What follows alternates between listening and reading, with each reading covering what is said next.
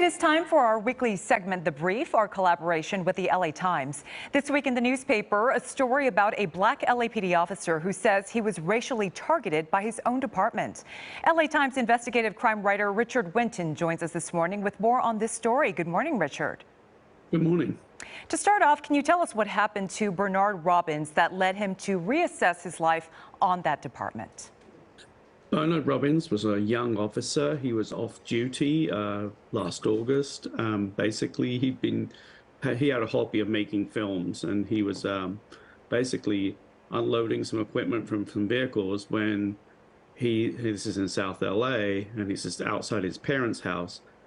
Police officers approach him. He's not dressed in uniform. He's completely off duty. He's got a t-shirt and jeans on. As they approach him, he sees them out of his corner of his eye. He recognizes they're actually from a gang unit. And they basically handcuff him. And even though they know he's an officer, they keep him in handcuffs for quite a while they work out what's going on here. And eventually, someone he's working with on the movie, actually, they find a gun in his bag.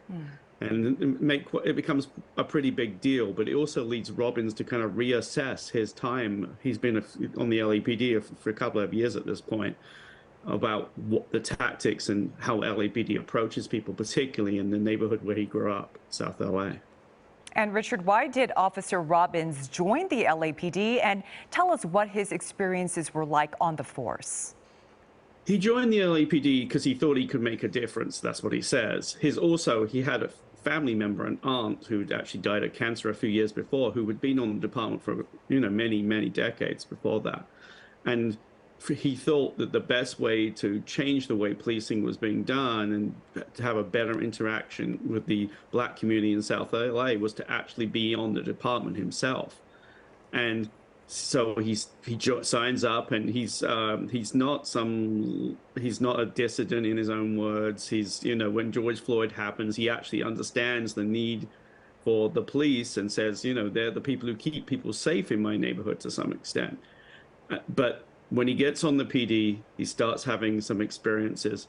There are a lot of good cops, but he also finds out there are a lot of cops who view his neighborhood as somewhere where they have to be super careful, where it's the neighborhood, as one cop says during that stop. He begins to sort of see that some of the cops he's working with have an attitude toward people in particularly some parts of the city who are black and brown, which is very different from what he sees. Richard, what happened in the aftermath of the stop? I know the LAPD is struggling with recruiting, particularly when it comes to black officers. So do you think this will have an impact?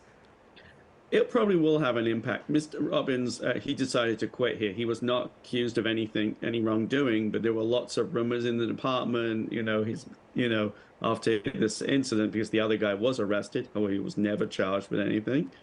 And he barely knew this guy. But basically, in the aftermath, Robbins leaves. There's obviously a lot of the black officers talked about this, and this was a pretty big issue within the department about how officers are perceived in their community.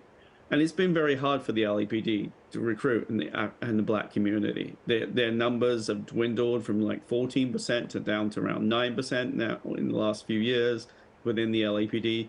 There are very few black officers in recruiting classes, and it has become much more of a struggle. It's hard enough to get any police officer, but it's very hard to get black police officers. Yeah, certainly a lot to delve into. Richard, thank you so much for joining us this morning. And you can read the full article on this by scanning the QR code on your screen right there. You can also find all this information by going to our website, kcalnews.com.